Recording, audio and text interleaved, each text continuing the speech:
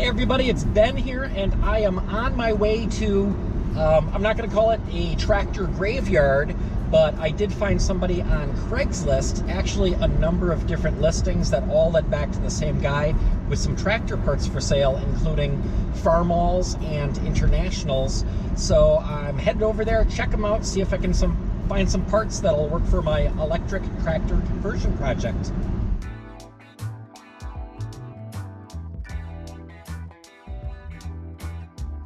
Okay, I'm going to take back what I said earlier. This is a tractor junkyard.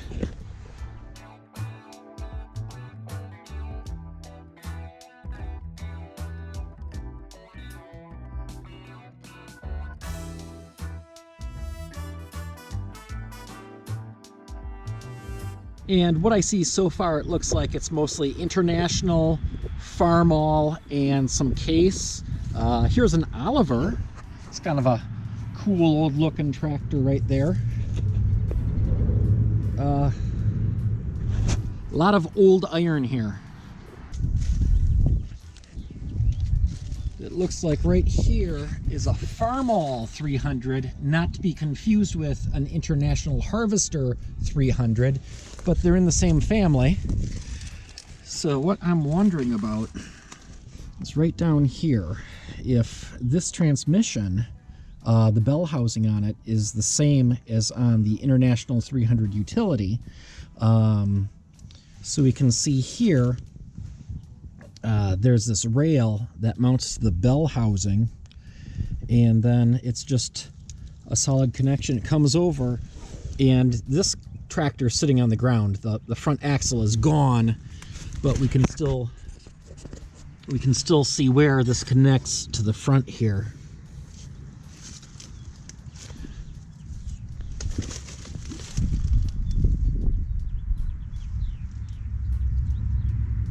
So that was one thing I was thinking about, is if I could just get that part, assuming that the bell housing was the same as on my tractor.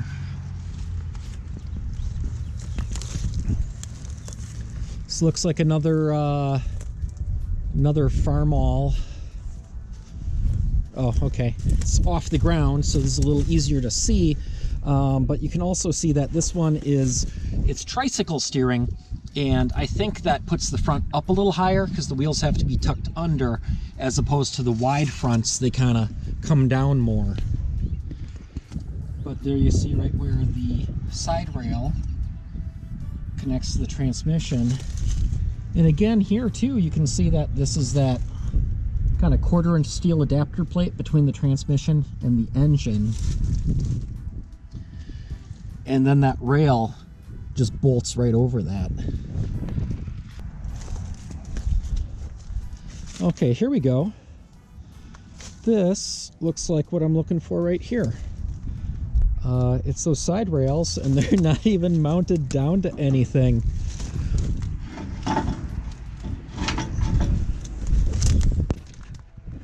So there's the end. Nice thick stuff. I'll get my tape measure. I'll take some measurements on this. I brought with me the plate that I pulled off of the engine, and of course that has the holes that line up with the bell housing. So I was able to use this to check the holes against these frame rails. The frame rails were pretty long, but I did prop one up on here to take a look, and sure enough, the holes matched up exactly right. Ignore that extra hole there, that's for an alignment pin.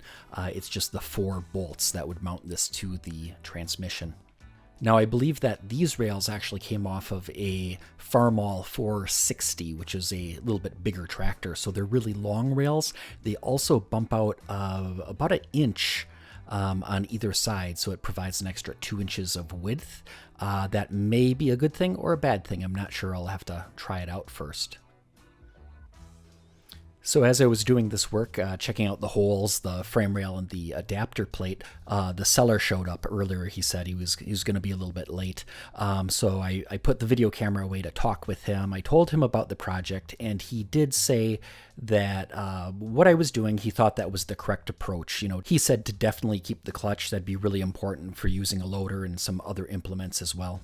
He was also a super nice guy, and we decided on me just taking these longer frame rails with me to just be able to test out whether or not they would work at all. And if they didn't work, I'd bring them back and we'd pull the frame rails off of the Farmall 300.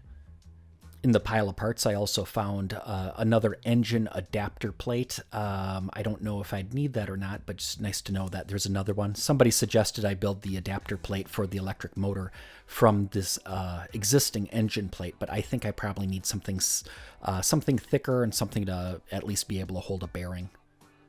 So I ended up driving home with a pair of frame rails. They definitely fit the transmission, but everything else, how are they going to attach to the front end? Is that little bit of a bump out on them? Is that a good thing or a bad thing? Will some of the things on the side of the electric motor clear the rails? I don't know, but because I have them, I can put it together and test it out. So in the next video, I'll be mounting up those frame rails. Please check the video description for additional information and links. And as always, I hope you like these videos. Please like, comment, subscribe. Tell your friends about this channel. I'd appreciate that. We're also on Patreon, and check us out at 300mpg.org.